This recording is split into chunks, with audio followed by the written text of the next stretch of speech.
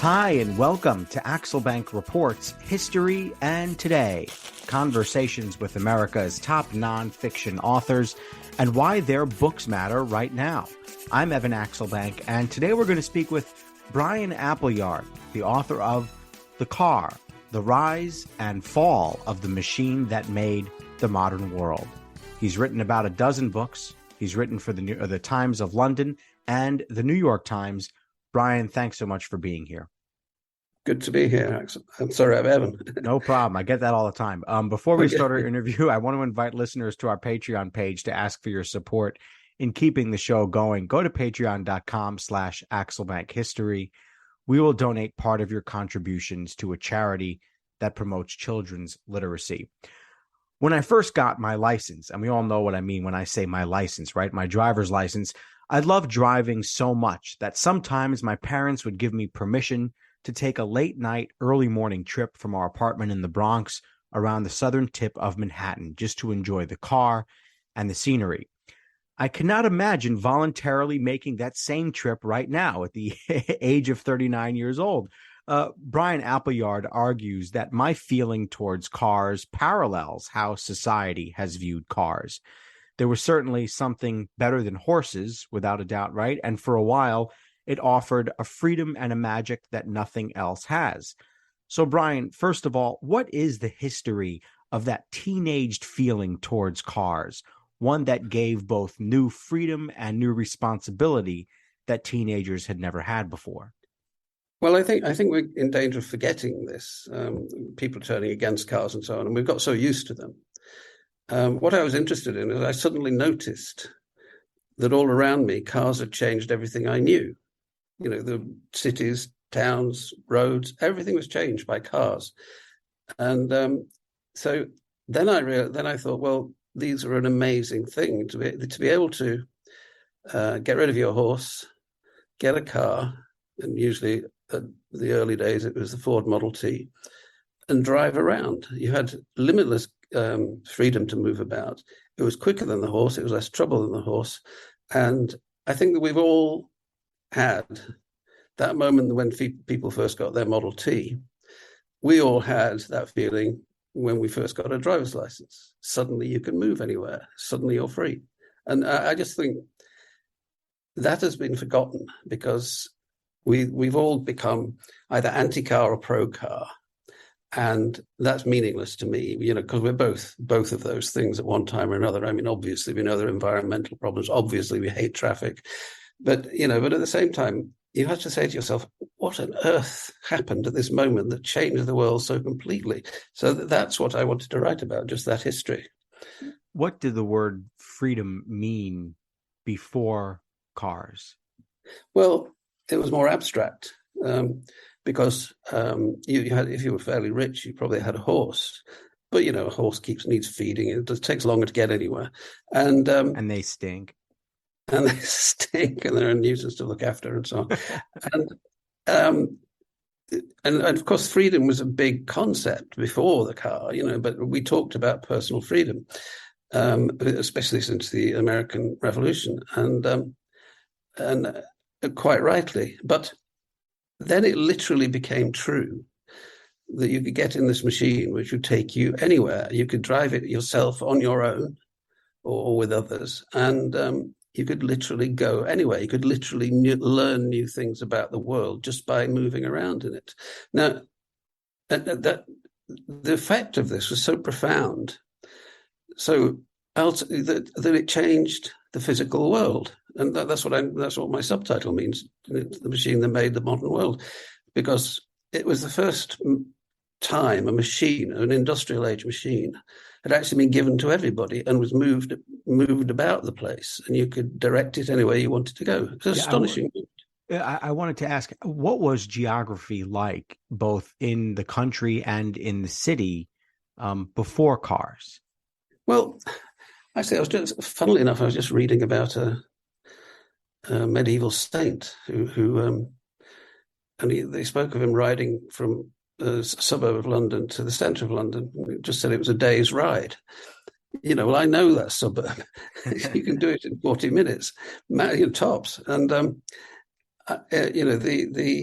the geography of the world was utterly changed in our imaginations. I mean, it's not just the physical fact that it was changed, which of course it was, but it's also we had this view that we could get in a car, and you're probably rather slow getting across America, as we found, but getting around Britain was pretty routine. You know, you could drive 800 to 1,000 miles to the length of Britain, and you're fine. And it became easier as roads were made better, cars were made faster, and so on. And that meant that in your head, the world was accessible, and the world became not somewhere you could never possibly go to, but everywhere you could ever possibly go to. And I mean, not assuming you got a car when you went overseas, but it didn't matter about the details. But what mattered was that it was suddenly there. I mean, one of my favorite stories in the book is about what's his name, Horatio Nelson. I've lost his name. Anyway, the guy who drove across America. Yeah, for a bet. He did it for a bet. A $50 bet in San Francisco with a bunch of guys. He didn't know much about cars. He hired an engineer to go with him, and he said he'd do it in, was it 3 months? Yeah, and he did it. And impossible. He was using a clapped-out old car, which was even old at that time, and he got across. And then suddenly America looked different. Where does the word car come from? Well, it's an interesting question. A lot of the words associated with cars, especially in America, are French. I don't know why it seems to be, but Cadillac was a French pioneer, and a lot of the names of early cars, Phaetons and so on, are French. And automobile, which is more used in France than here, in America than here, came from the French. But before that, the British would have used car as a railway carriage. So it was a car. So it was just an idea of a mobile carriage that stuck around in our country anyway. So the word carriage is the basis of it. It probably is. You better not hold me to that. I'm not absolutely 100% convinced. Talk about the scientific roots of the car. You say that the control of fire is the key here, that you've got to be able to make a fire and a spark and put the right kind of oxygen into it. But you also say in the book it took 2,400 years to figure out how to do that. So explain the scientific roots of how they made car go. Well, it's sort of 350 BC. I think the Chinese, I think, figured out that you could set a flame inside a tube and it will push the thing the other way. And so that was the first process, but that's a very early thing. You've got to go a long way to get further, but it was the beginning. And the basic idea was that a flame could cause movement. And that moved on. Various attempts were made. The Chinese were pretty good at this. The Chinese emperor had a toy made for him, which was basically a car run by steam. And the general idea was, but the twin discovery to all the things that went into the car was oil and gas, so you would call it for petrol. And that is just extraordinary because petrol is so, oil, my mistake, gas, sorry, my mistake. Petrol is so inflammable and can burn so quite quickly. And there's so much of it, and a gallon of petrol has so much energy locked up in it, and you can release it so easily, that they found you could use the flame to push the piston many, many times very quickly. Now, that's still quite a long way to get there, because you have to work out how to time it. You have to work out how to make the wheels turn, which was a hell of a problem, because if you turn the front wheels, the back wheels are going to skid unless you make a differential and so on. I mean, when you think of the wheel is a great invention, but getting them to turn is the key. Yeah, I mean, I watched a YouTube video for ages about how various car transmission works, and I couldn't do it. I just couldn't follow it. But these were great engineers. These were great men, and they all did it in the years from 1885 up to, say, 1908. They did it. They made cars, but they were pretty much one-offs. I mean, some of them were successful. And it was only when Ford made the Model T, which was a work of genius, that suddenly you realized lots of people could have these things. They were everywhere. I mean, Model T sold 50% of the cars in the world at one point. In these days, the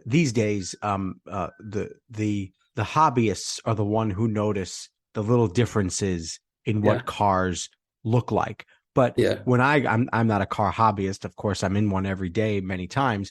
But when I look at car, I see car, and it's just a car. But there Yeah. were debates about how the car should look and what would be the most effective design. So, what were the early debates over what this thing that moves should look like?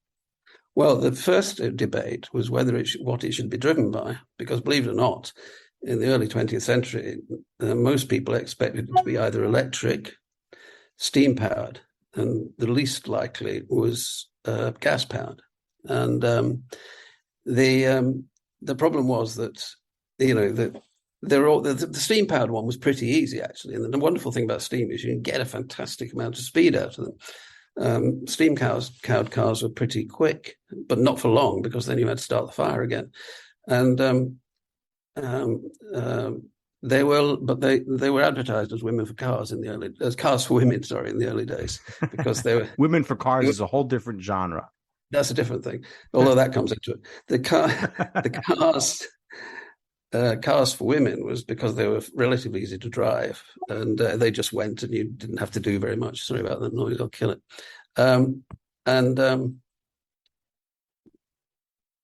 so it wasn't until about 1910 that it was clear they were all going to be petrol powered, gas powered, but the thing that they couldn't work out at first were various things: where the engine should be, whether the front wheels should be driven, the back wheels should be driven, how you got the back wheels to turn corners after the front wheels, and it went on and on and on, this discussion.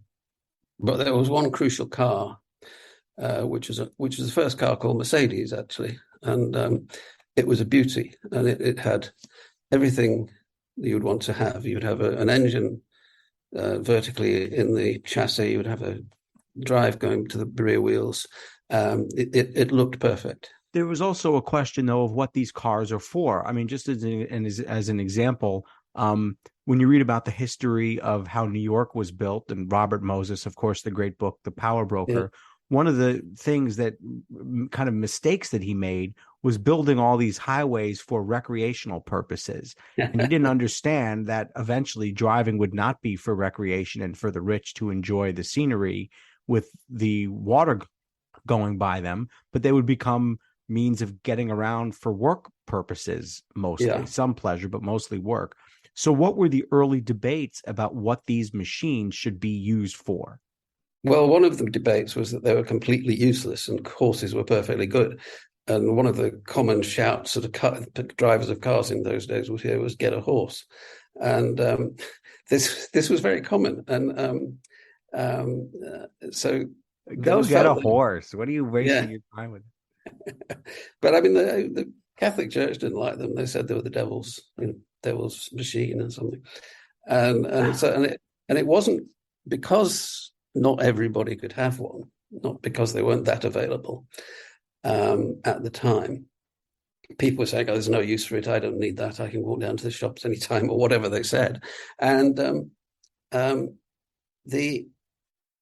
actually the funniest device for finding out something the car to do was a French invention, which this was very early in the day, and it was two French brothers who made tires, Michelin tires, for bicycles at first, and they decided to get into cars, but they went about it the other way around. Instead of saying we'll make something for cars, they said we'll sell tires to people with cars. But then we've got to make sure they buy the cars first. So they wrote the Michelin Guide, the most famous guide to food in the world. And this told you at great length, in great detail, the best places to eat in France. Which, it's such a French thing to do. It's almost unbelievable. And it worked. It worked because although there were more, I think there were more Michelin guides in France than there were cars at the beginning. But very quickly, people saw that this was not just work, not just ordinary recreation. This was something new. You could go and find the best restaurants in the world. I'm going to start using that "get a horse" line for my road rage incidents. Absolutely. I'm going to yell that. I do. You use that? Okay. I'm going to yell that out my window. Well, I don't want to get shot, but I'll say it to myself. Yeah, we don't often get shot in this country, but yeah, we do in this one. Yeah. The Model T. Explain how Henry Ford figured this out and what he figured out. I'm sure there are plenty of myths associated with the Model T itself, but where did the Model T come from? Whose idea was it, and how does that change American consumerism? Well, Ford, there are two ways of looking at cars, and they're both embodied in two men. One was Ford, and one was the man at General Motors, whose name will come back to me in a minute. And the idea of Ford was that if you build the right thing, people will buy it. The idea of General Motors was you have to market the right thing. So the two quite different ideas, equally successful in their way. So what Ford did is he analyzed what the car had to do. Now, at the time, America had the worst roads in the world at the time. At the time, now they're the best. Yeah, that's course. A joke. Yeah, right. Of course. Yeah. They had to Sloan. Sorry, I can never remember the name. Sloan, Alfred Sloan. They wanted. He wanted to be able to build a car that didn't require the roads that seemed to be required, i.e., a car that could go over anything. And one of the developments of the Model T was that the suspension was just astounding. I mean, its performance over rutted fields and things is probably better than an SUV you can buy today. I mean, you've seen them in comedy films like Laurel and Hardy and so on, but they really did. The wheels really did go like that, and they could bounce over fields. Secondly, they were incredibly robust, largely because he found he used something called vanadium steel, which hadn't been used much, and it just didn't break. You could go over these ruts and it didn't break, and it was incredibly simple to fix. So an owner of a Model T would be expected to be able to fix most of it, and he probably could. I mean, I don't know if you've ever seen one in the flesh. I don't think I have seen a Model T. I mean, maybe grade school at a museum or something, but it's been a long time.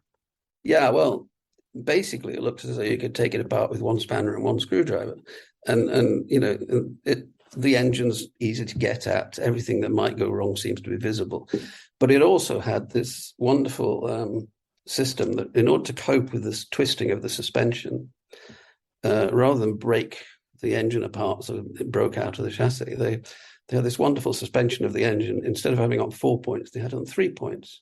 So the 2 points were like that, and the other point was there. And as the wheels twisted, that point just twisted, and it was fine. And it was cheap. And what's more, it kept getting cheaper.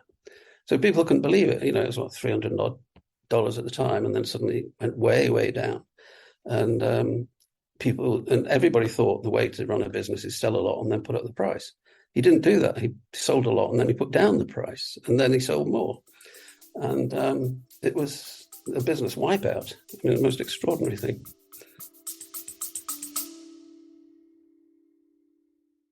Baking from our childhoods just sticks in the memory, doesn't it? We never set off on holiday without piles of Tupperware, and there'd always be Bakewell slice, flapjacks, and tray baked scones in the boot. Do you not do that, Lisa? No. Sadly, I do not stack the Tupperware in the back of the car when we go off on holiday. Oh.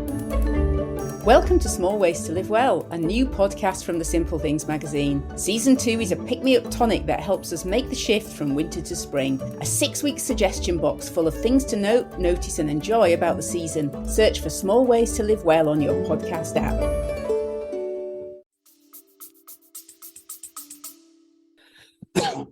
I was shocked at the history of Hitler and cars. It's hard to read about. I had an aunt for the longest time who would thumb her nose at BMWs and Mercedes and all that. What do we need to know about the impact that the Third Reich had on the automobile? Well, the two key impacts was one, a car, and two, a road.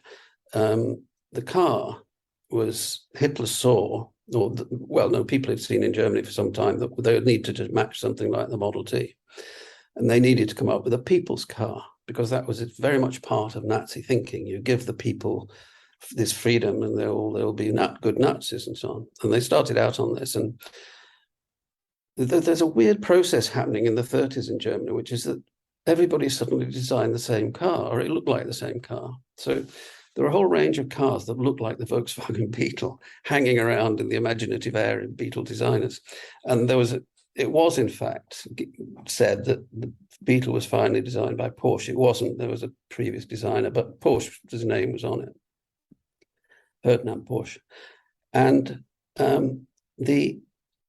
the Nazis came up with this incredibly ingenious but totally fraudulent system for financing this process. So they gave people savings books, and they would buy stamps as they went along, and eventually they'd be able to afford their own Volkswagen Beetle. And they'd seen the Beetle, it'd been built. So wonderful black and white picture of Hitler prodding at the rear wheels of a Beetle.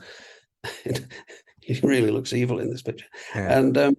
And so then when they had this idea in their heads that everybody should have a car, they got these. Franz Todt was the engineer of the Third Reich, and a man called Alwin Seifert, who was a lunatic.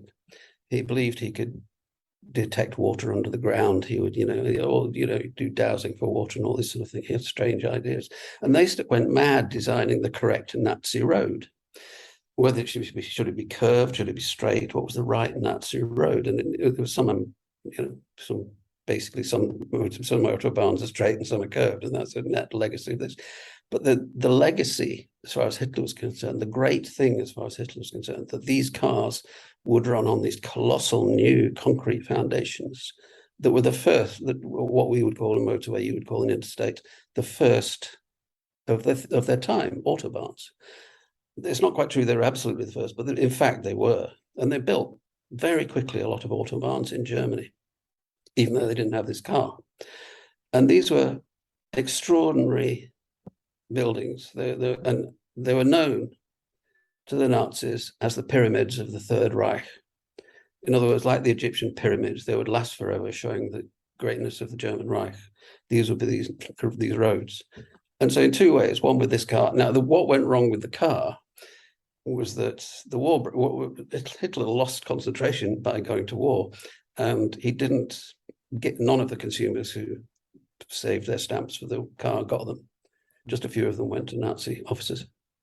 To this point, World War II, roads had been mostly regional or mostly within a city? No, it was a mixture of the two. If you asked Mussolini, who'd built the first motorway, he'd say it was him. But it was a terrible road. It ran from Milan to the Italian Alps, and it was only one lane. Well, it was horrible. But there was some amount of regional roads. Mainly, they would grow out from the cities as the people developed roads, and they got bigger and moved out into what became suburbs.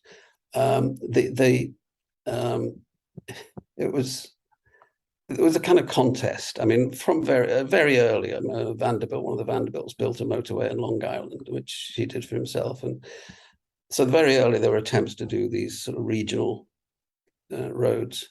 It didn't really get going until after the war, because that held everything up. I mean, Hitler had certainly built a lot of autobahns by that time. And the word autobahn, it sticks in the culture. Everybody knows what an autobahn is. It sort of became famous. And to this day, you're still allowed to drive unlimited speeds on certain autobahns. And in fact, the German tourist industry advertises trips on the German autobahns, and they'll lend you a Ferrari. I'm going to pass on that. I appreciate the offer. I'm going to pass on a Camry driver does not get on the Autobahn in a Ferrari and say, let's see how fast we can go. Exactly. At least this Camry driver does. And it's funny, Tom Hanks said that if you're driving on an autobahn in Germany, there's always somebody driving faster than you, however fast you drive. So, I'll pass. yeah. What did American cars come to symbolize? You write a lot about the Buick, and Yeah. I can't stop thinking about the Addams Family line where it's like he goes, a Buick, because it's like seen as a point of derision. Yeah. What were American cars like, and how did they develop?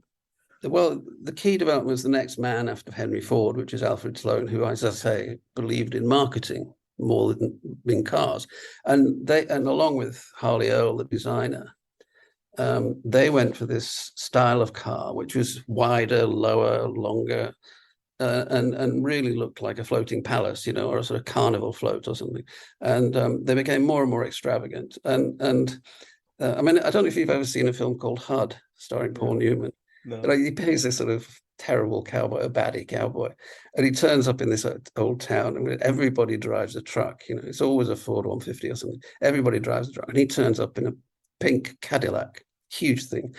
And the point that you only know it's pink because it's a black and white film, but you only know it's pink because it says pink in the script.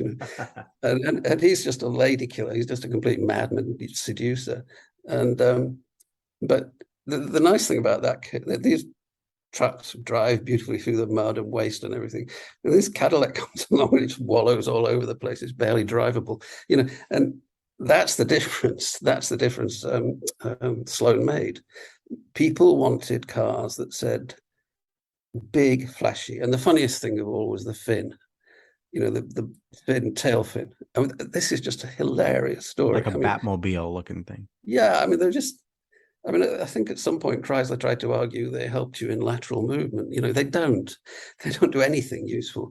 And but they got so elaborate and so crazy. And by the end of bend to the 50s, people were beginning to realize this was a bit mad, because you were driving along with these wallowing things with fins sticking out the back. And in fact, fins did occasionally kill people. 2 children died being impaled on a fin of a car.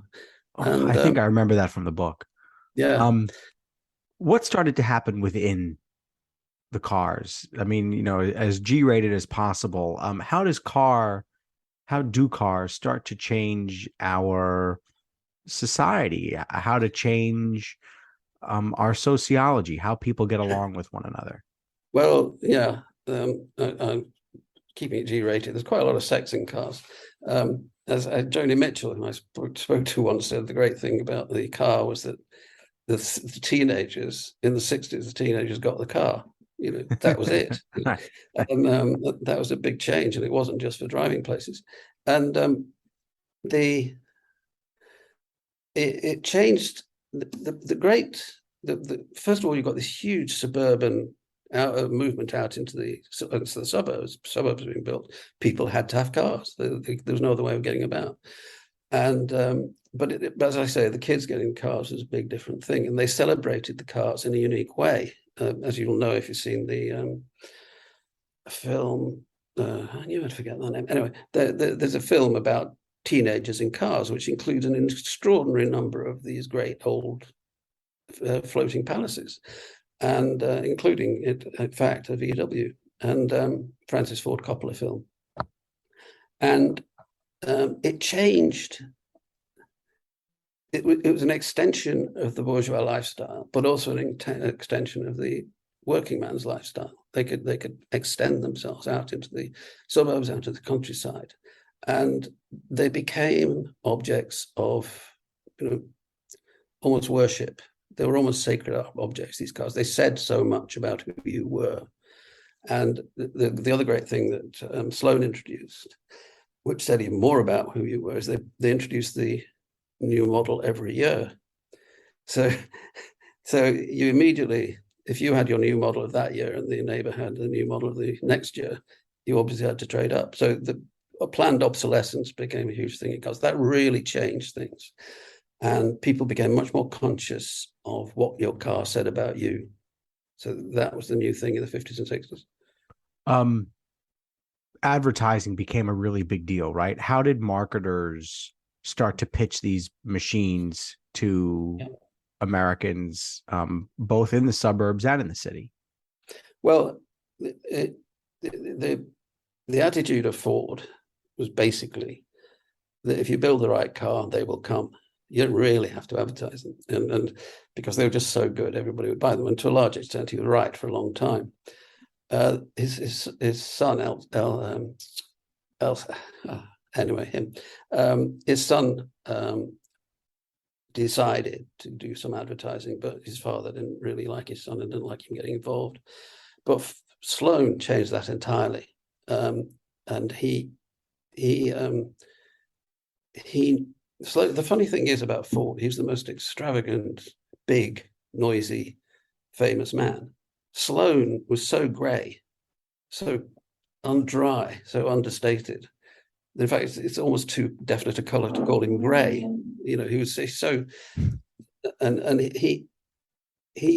but he saw that he showed what it seems to me to be some contempt for the consumer. He could bluff them into buying anything, and he did. You know, a new car every year because you had to, and that produced the real marketing drive in cars, and it came to its own destruction eventually because they were producing cars which were mechanically nothing like as good as they could be produced.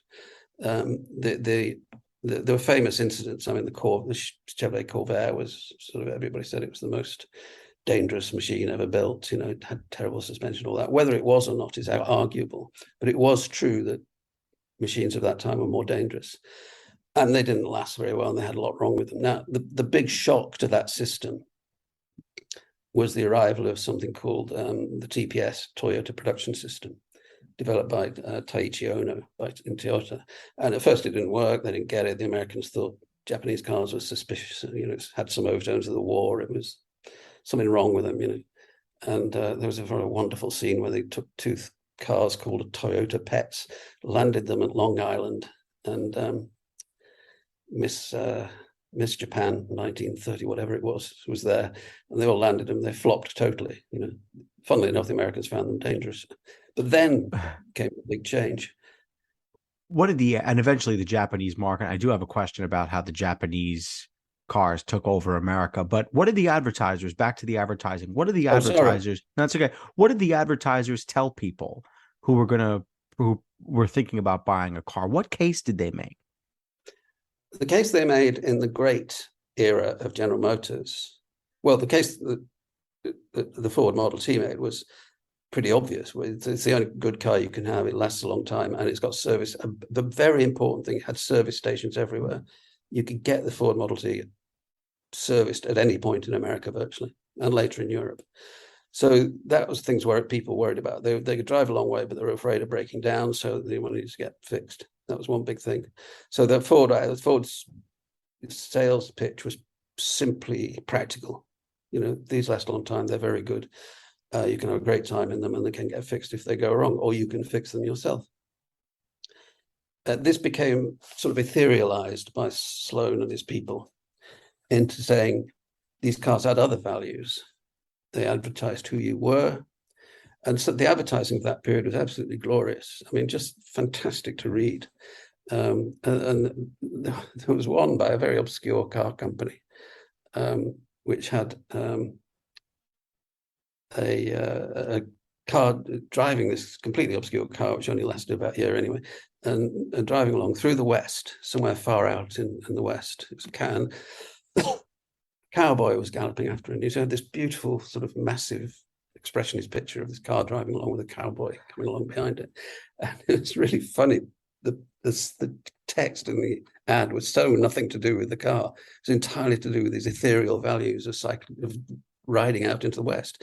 Now, that's what Sloan did. I mean, that wasn't his company, but what he did was there are spiritual values associated with the car, which they said, because you have to have this beautiful car. This car does more than any other. One of the adverts was, this car is wider than any other, as if that was a good thing.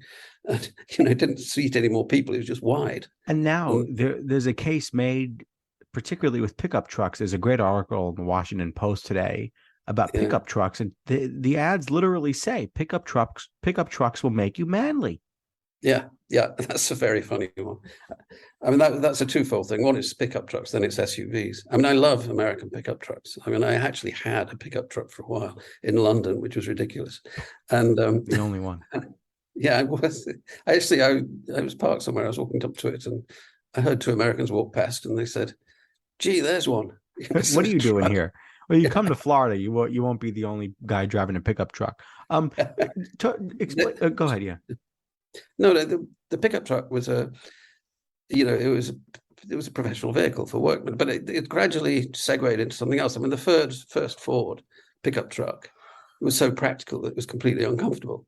But then eventually it changed, and one of the key changes was it lowered the sill of the driver's window, and this is so he could rest his elbow on it, which is a cool thing to do, resting your elbow on the window and driving like that. And so they lowered the sill, and then they did various other things, and gradually it morphed into some pickup truck car thing. And in some versions, but these were crazy. I mean, people didn't need these things in the suburbs, really. And they still don't, but there's so many of them. Yeah. Detroit becomes a major city in the United States. It hits its zenith in the 50s and 60s, and certainly in the 70s also, until it starts to slide downhill financially, and the businesses start to change, and the companies got smaller. But how did the culture of Detroit start to impact the rest of America and the world? Well, it began as basically, it happened that people like Ford were there. And they used to meet together in the same hotel bar as it happened. It's said that in this hotel in Detroit, where you walk into the bar and all the tables were covered with engineering plans. And it was a gold rush. It was, Detroit was a gold rush. It was California all over again. And everybody was racing to make the best cars to outsell the others. And then the key, again, Ford, built two of the most gigantic factories the world had ever seen. And well, first one, then the other. And these were complete new ways of life. These changed everything. This was Detroit taking over the world at this one moment. Both the communists in Russia were crazy about this idea, and the fascists in Germany were crazy about this idea. So it's completely across the board politically. And they believed that this represented a change in the nature of the world, a change in political structures, so that the people, this way of building cars, which is this, intense, and every man did one job and it moved on to the next job and the next job, like Charlie Chaplin in the film Modern Times. He just goes mad because he's doing the same job over and over again. And it changed. It gave both Stalin and Hitler a sense of the next world, of the world of immense order and control, which would produce new forms of wealth and new power of work. And that, more than anything else, is what Detroit did. But they did it because they invented that form of production. To this day, and I don't know that I can say that I love my Camry, because, like, how can anyone love a Camry? And I guess the fact that it requires very little attention from me other than when I'm driving it. Eventually, it's going to be stripped up, and the same thing will happen to the Camry that it happens to every other car, which is they're eventually just crushed up and crumpled and sold for parts, and that's that, towed away by, God forbid, by a wrecker on the side of the road. But people say, "Oh, you're never going to have to worry about that car. It's a Japanese car." How did Japan get that moniker? How did Japan become the place to go for dependable, sensible cars here in the United States? Well, Taiichi Ono, whom I mentioned earlier, who had the inventor of the Toyota production system. Now, the point about this Toyota production system was that it was based upon the American mass production system, but it was subtly different. The key point was Taiichi Ono went to the American factories. He saw them. Lots of Japanese executives did. And he saw something that was basically waste. Because if you have this man doing the same job over and over again, he'll make mistakes, right? And if you make mistakes, you get to the end of the line and there's got to be another department correcting mistakes, which was happening in Detroit. So he said, this is ridiculous. This is called, I think he used the word muda, which is a Japanese word, which means mess. And he said, this is ridiculous. The idea of the production is right. But what's happening is that they're making too many mistakes. So they had to refine that. Now, the other thing that went wrong was that supply lines kept changing. So that a workman could change around to pick up a part and they'd been on there, or there'd be too many there or something. So he invented just-in-time production. This meant that the level, he could get rid of the guys fixing the mistakes at the end, because if there was a mistake, the whole line was stopped. I mean, no American would ever think of doing this. He stopped the whole line of production. He said, "It's got to correct this and make sure it doesn't happen again, each mistake." And it sounds madness when you hear about it. It sounds impossible. But what happened is he produced more cars, he produced them quicker, and he produced them at much lower cost. And his supply lines were very low cost, because ideally, if a guy had put a bolt on a car, he'd turn around and there'd be one bolt there. By the time he got to the next car, there'd be one bolt there. It was like that tight.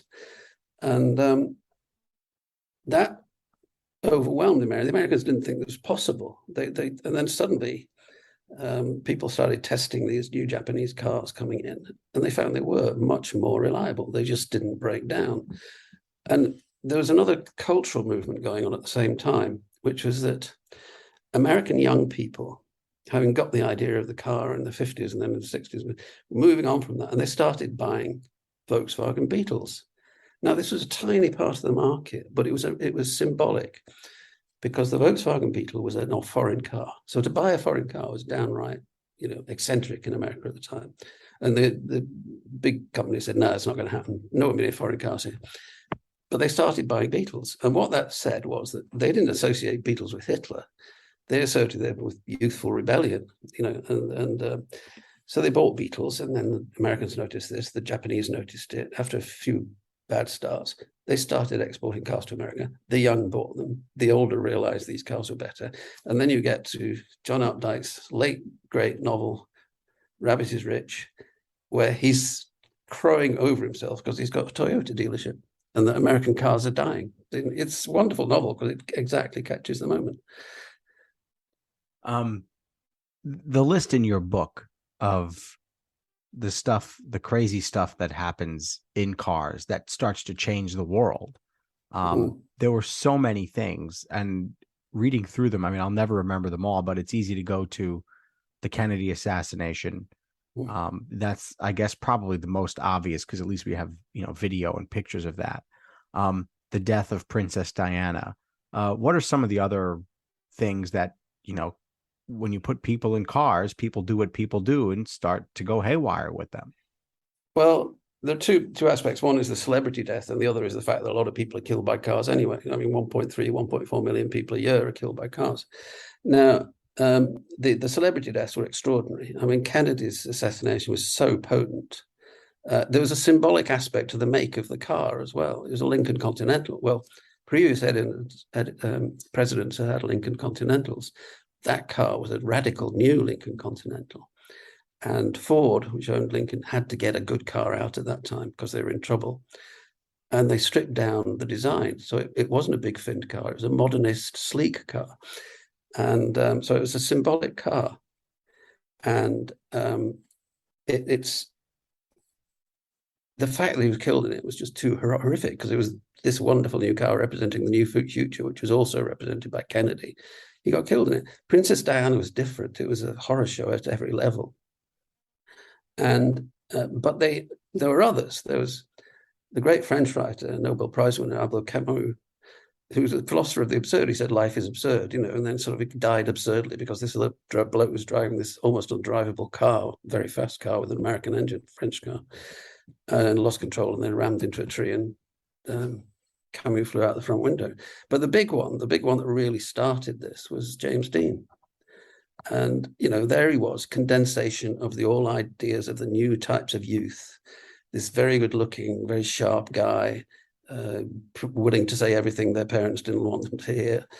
And he smashed into a big fat old Ford that was going the other way, driving his little Porsche.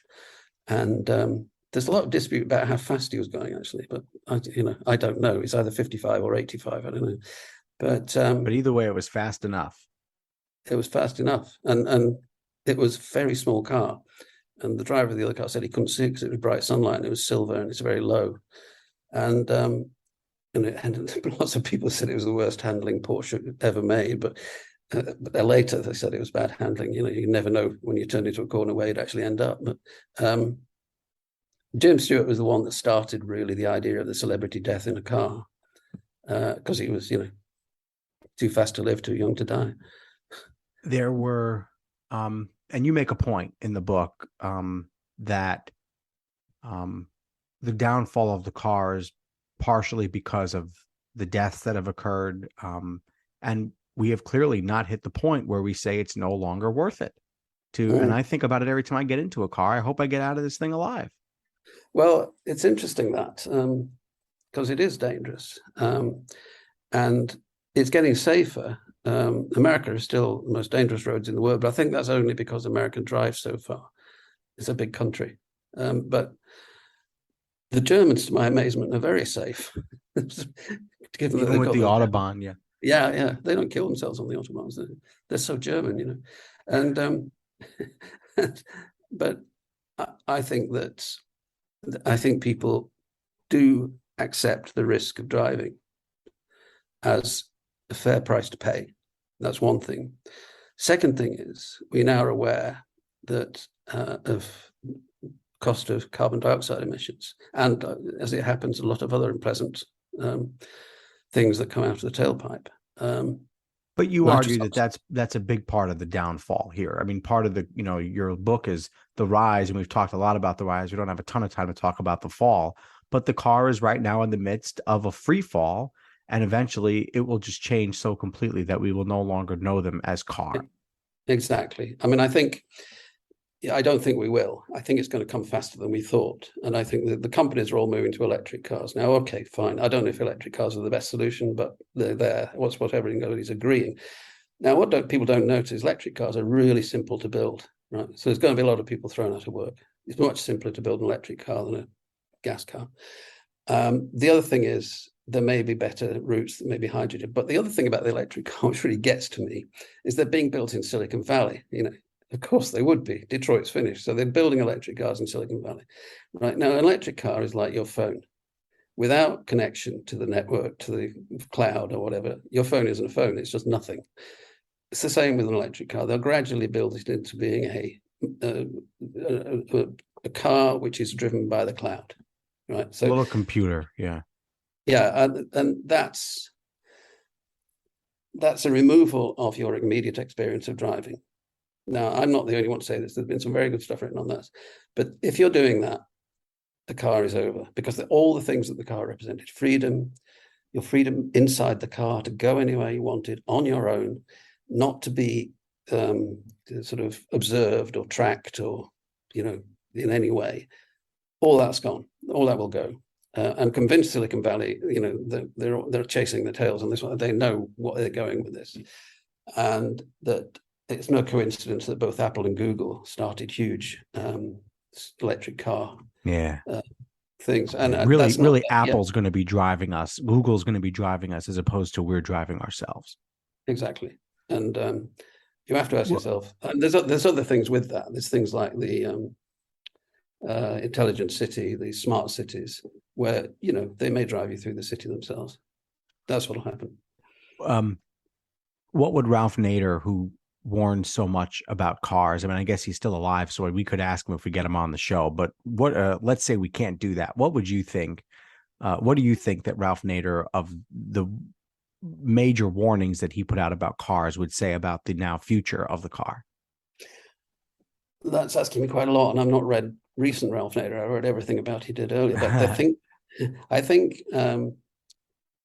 what he saw in that was corporate carelessness, who cared nothing for their consumers. No, and I think that's undoubtedly true. General Motors went berserk when he announced the Corvair was the most dangerous machine in the world. And he has a huge power as a result of that.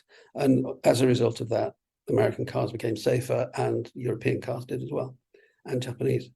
And if he was looking at it now, he would be suspicious of the power of the corporate control these things would have. Now, this may not save lives, but it takes away the sort of freedoms he was proud of, and that he didn't want to see corporations behaving badly, carelessly towards the rest of the world. And that's what he saw. As the car, as we know it, goes away, will we lose part of our mojo, that feeling I was talking about at the beginning? When I'm driving, I'm free, I'm a teenager, I'm driving around the southern tip of Manhattan looking up at the World Trade Center. That gave me a certain feeling. No one knew where I was at that moment except me. Exactly. Will we lose part of our mojo once that feeling goes away? And now I'm not driving me, our collective mojo. I'm being driven by some computer at Apple. Yeah, that's exactly what's going. And that's exactly what I'm saying at the end of the book. This place is going to change very quickly. As crummy as cars are, we're still going to miss that feeling, you think? I want people to be able to think two opposing things in their mind. Actually, long after writing this book, I realized that's what I was doing. You have to hold two, and it is a good thing to hold two opposing ideas in your mind, because everybody has to, really. The two opposing ideas are the cars are good and the cars are bad. I accept both those ideas, but yeah, I love cars. Sorry. Two more questions. Is it a simple machine or is it a complicated machine? Well, electric car is a lot simpler than a petrol car, certainly.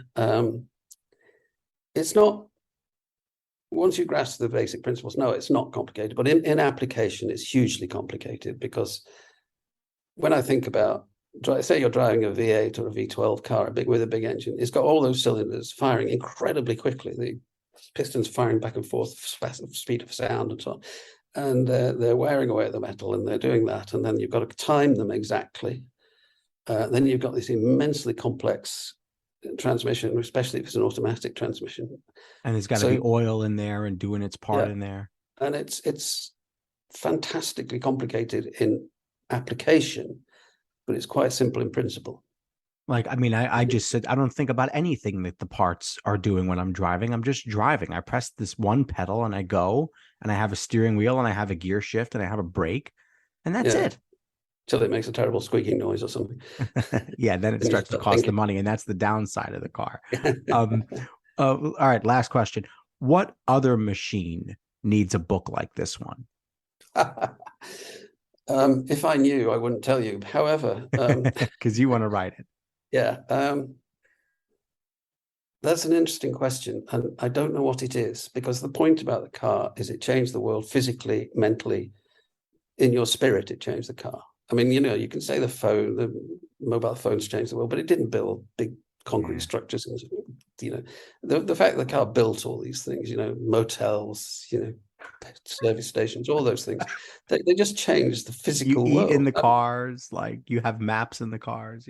Yeah, and the physical world was changed by the car, as well as all the other things about our behavior. And that means, to me, it's the most effective.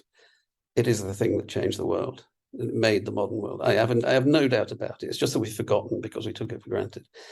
I have no doubt about that. Now, what would be the next? Well, it's likely to be tech, I guess, from Silicon Valley, but I'm not convinced that's the answer. There may be something to do with flying machines available to everybody, which is not impossible. There may be any of those things, but I'm not that interested, because they'd just be, next best thing, really. Yeah. but I just, it's impossible to say, because, we have got so much from Silicon Valley in the last 20, 30 years, but I think they haven't changed me anything like the first Mini Cooper I had, or sort of BMC Mini it was. You've written a dozen books. May I ask if you know what's next? I know, but I'm not telling you. Sounds good to me.